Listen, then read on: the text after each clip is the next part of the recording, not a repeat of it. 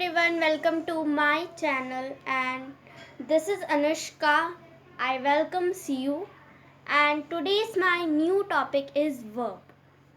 So अगर आपने previous video lecture नहीं देखा है तो प्लीज़ जाइए और उसे देखिए जो कि था प्रोनाउन का। उसका लिंक आपको डिस्क्रिप्शन बॉक्स में अवेलेबल है, आप वहाँ पर से भी जाके देख सकते हैं।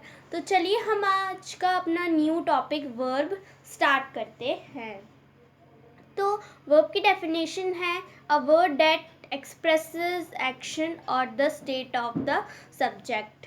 मीन्स जो सेंटेंस में जो हमारा सब्जेक्ट होता है वर्ब हमें ये बताता है कि उसके क्या एक्शन यानी उसका क्या काम हो रहा है या उसका स्टेट या उसकी क्या स्थिति है। और यहाँ एक एग्जाम्पल भी है, सीमा इज प्लेइंग। मीन्स वर्ब का मीनिंग सिंपल ये हुआ कि उसमें काम क्या हो रहा है, काम बताता है हमें वर्ब, और तो और किसी भी सब्जेक्ट का स्टेट बताता है, मीन्स उसकी स्थिति बताता है, वो वर्ब होता है। तो अभी हम वर्ब के टाइप्स देखते हैं और वर्ब के टॉपिक को अच्छी तरह से प्रॉपर वे में हम इसको समझते हैं। तो चलिए इसकी 2 टाइप्स ऑफ होती है। कौन कौन सी?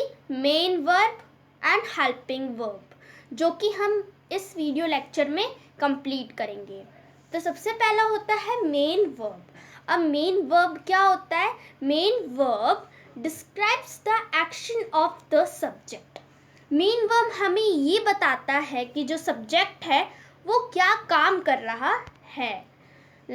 वो कुछ भी हो सकता है। यहाँ पर एग्जाम्पल वैसे है, डांस नाच रहा है, सिंग गा रहा है, रीड पढ़ रहा है, राइट लिख रहा है, थिंक सोच रहा है। मतलब सोचना भी एक काम होता है। मीन्स मेन वर्ब का सिंपल मीनिंग ये है कि वो हमें बताता है कि जो सब्जेक्ट है वो क्या काम कर रहा है। तो चलिए चलते हैं नेक्स्ट टॉपिक की तरफ। नेक्स्ट है हेल्पिंग वर्ब। अब हेल्पिंग वर्ब क्या होता है? Helping verb describes the state of the subject. अब आपने वर्ब वाली डेफिनेशन में देखा होगा, उधर भी स्टेट आया था, मीन्स उसकी अवस्था। तो मतलब उसकी क्या स्थिति है हमें हेल्पिंग वर्ब ये बताता है। देखिए वो उसकी स्थिति यानी उसकी अवस्था पास्ट टेंस में हो सकती है, प्रेजेंट टेंस में हो सकती है, फ्यूचर टेंस में हो सकती है।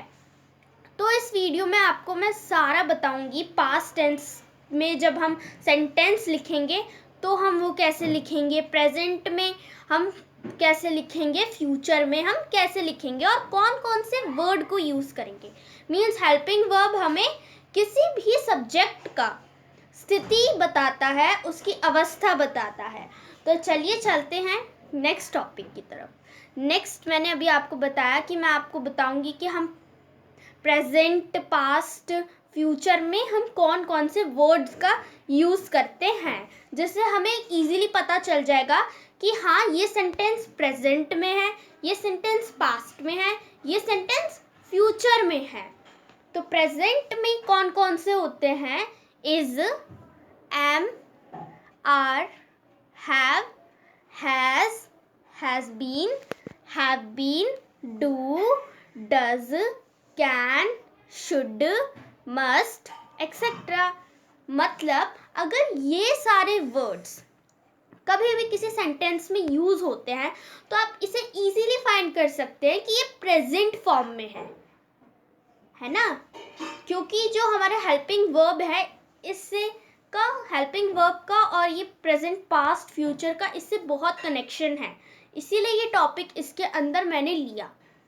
तो मतलब प्रेजेंट हेल्पिंग वर्ब है ये हमारे, जो कि हमारी बहुत हेल्प करेंगे जब हम हेल्पिंग वर्ब के एग्जाम्पल्स देखेंगे या वर्ब्स के एग्जाम्पल देखेंगे या कोई सेंटेंस भी देखेंगे तो उसमें अगर ये सब वर्ड्स आएंगे, is, am, are, has been, do, does, can, should, must, etcetera, ये सब वर्ड आ जाएंगे तो हमें इजीली पता चल जाएगा कि ये जो सेंटेंस है ये प्रेजेंट फॉर्म में है। और अब दूसरा आता है पास्ट हेल्पिंग वर्ब। अब पास्ट हेल्पिंग वर्ब में कौन कौन से वर्ड आते हैं? Was, were, did, had been, could have, should have, must have, etcetera. मतलब वही सेम थिंग है कि अगर किसी भी सेंटेंस में ये सारे वर्ड्स आ जाते हैं, मीन्स वो वर्ड पास्ट, मतलब उस किसी भी सेंटेंस में आ जाते हैं तो वो सेंटेंस हमारा जो है वो पास्ट फॉर्म में है ना। क्योंकि ऐसे बहुत सारे सेंटेंस हम यूज़ करते हैं। जैसे अगर हम कोई भी सेंटेंस बनाते भी हैं तो उसमें भी हमारी यही मिस्टेक्स हो जाती है कि हम लिखते कुछ और हैं और बोलते कुछ और हैं, तो उसमें भी हमारे ये बहुत हेल्प करते हैं। तो मीन्स सिंपल मीनिंग क्या हुआ कि was, were, did, had been, could have, should have, must have, etc. अगर ये सारे वर्ड्स आ जाते हैं तो वो हमारा जो सेंटेंस है वो पास्ट फॉर्म में है। मतलब ये सारे नहीं आएंगे, उनमें से कोई एक आएगा। जैसे was आ सकता है, were आ सकता है, या कुछ भी आ सकता है, बस इनमें से होना चाहिए, तब जाके वो पास्ट फॉर्म होगा। और अब फ्यूचर हेल्पिंग वर्ब, अब फ्यूचर हेल्पिंग वर्ब भी सेम ही है। Will have to. अगर ये तीन आ जाते हैं वर्ड तो मतलब हमारा जो सेंटेंस के अंदर अगर आ गए तो मीन्स हमारा जो सेंटेंस है वो फ्यूचर फॉर्म में है। मीन्स प्रेजेंट हेल्पिंग वर्ब में अगर ये वर्ड्स आ जाते हैं किसी भी सेंटेंस के अंदर तो वो प्रेजेंट फॉर्म में होगा। और अगर पास्ट की बात करें, पास्ट हेल्पिंग वर्ड की बात करें वर्ब, तो अगर ये सारे वर्ड्स आ जाएंगे उस सेंटेंस के अंदर तो मीन्स जो हमारा सेंटेंस है वो पास्ट फॉर्म में है।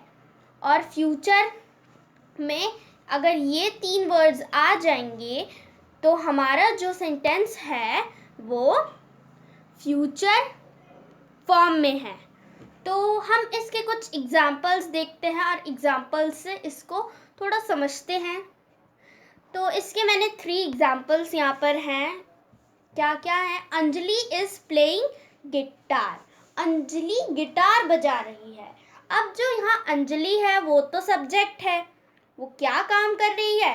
गिटार बजा रही है। अब देखिए जो प्लेइंग होता है, प्लेइंग मतलब खेलना भी होता है, मगर जब वहाँ पर इंस्ट्रूमेंट की बात आ जाती है, गिटार, पियानो, तबला, ढोलक कुछ भी आ जाता है तो हम वहाँ पर इसका यूज करते हैं।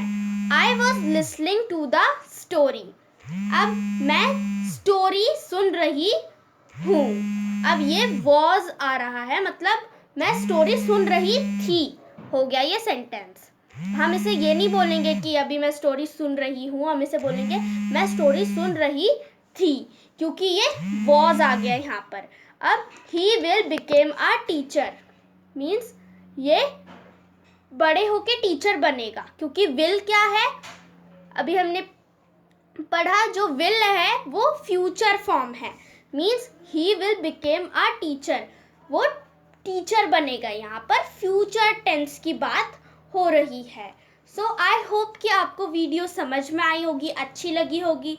और अगर आपको वीडियो अच्छी लगती है तो प्लीज़ एक लाइक कर दीजिएगा उसको, और कमेंट करना मत भूलिएगा। And if you are coming first time in my channel so please मेरे चैनल को सब्सक्राइब करिएगा और बेल आइकन को ज़रूर दबाइएगा, जिससे आपको सारी मेरी वीडियोस की नोटिफिकेशन सबसे पहले मिलेगी। और हाँ, अगर मेरी इसमें वीडियो में कोई मिस्टेक्स हो तो प्लीज़ मेरे को ज़रूर बताइएगा, जिससे क्या होगा, मैं बहुत कुछ सीखूंगी आप लोगों से। So bye bye and stay home, stay safe. Thank you.